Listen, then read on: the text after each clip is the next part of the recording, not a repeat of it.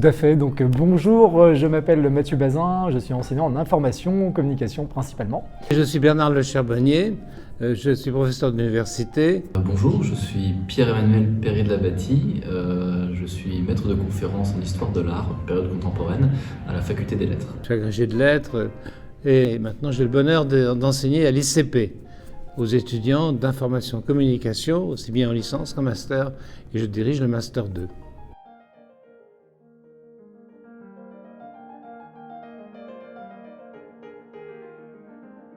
Alors, quel est votre livre préféré? Ah, mon livre préféré. Mon livre préféré, c'est probablement Alcool d'Apollinaire. Ça dépend des périodes, de sa vie, ça dépend de ce qu'on éprouve en fait à l'instant T. Je penserais à Knulp d'Hermann Hesse. Je dirais que c'est une bande dessinée. J'aime beaucoup Poulet aux prunes de Marjane Satrapi. Votre citation de livre préférée? En petite référence aux Infocom, il y en a une qui me vient à l'école de Francfort. À défaut d'indiquer l'absolument juste, indiquer où est le mal. C'est une citation que j'avais appris par cœur, mais j'aimais bien à l'époque. C'est de Cinna, de Corneille. S'il est pour me trahir des esprits assez bas, mon esprit pour le moins ne me trahira pas. Oui, Victor Hugo. Hein. Qu'est-ce que la forme? La forme, c'est le fond qui remonte à la surface. Et ça me semble correspondre à beaucoup de choses. Le livre que vous lisez en ce moment?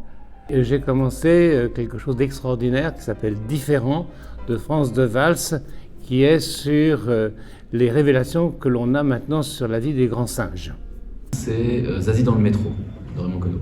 Il y en a deux, un de Pessoa, donc sur le livre de l'intranquillité.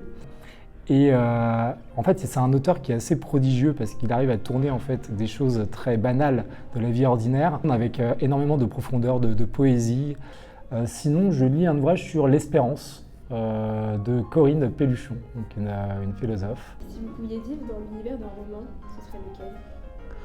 Je vis toujours dans l'univers d'un roman, et d'ailleurs à l'ICP, on ne peut pas faire autrement que vivre dans un roman. Je serais tenté de dire Les Trois Mousquetaires, sa chatoyance, sa flamboyance, son côté un peu héroïque. Mais autrement, je crois quand même que je vivrais chez Stendhal.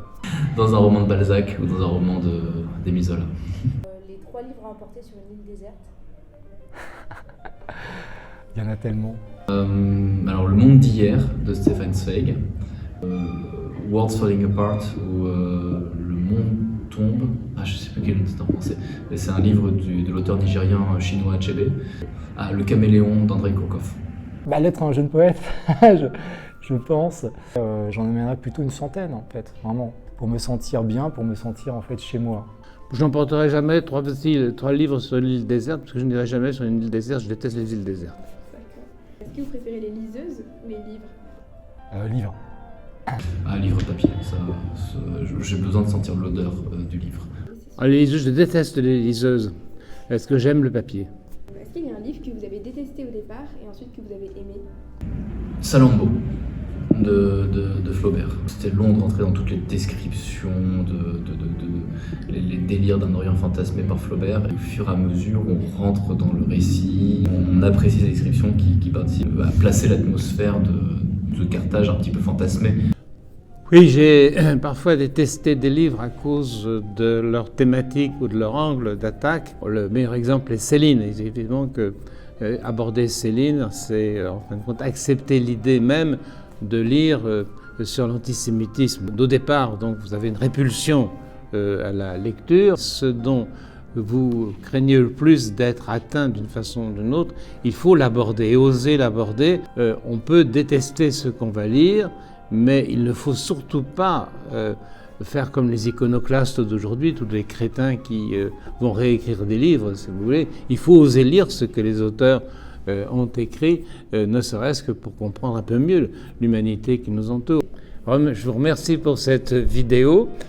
Vous m'avez pris de court, je ne connaissais pas les questions à l'avance, ça c'est infiniment agréable. Merci beaucoup pour cet entretien, j'ai été ravi, j'espère que vous apprécierez ce passage-là et puis abonnez-vous à ICP TV. Merci d'avoir regardé cette vidéo et merci infiniment aux équipes en fait ICP TV et du BDA. Merci à vous jeunes gens, vous avez été magnifiques.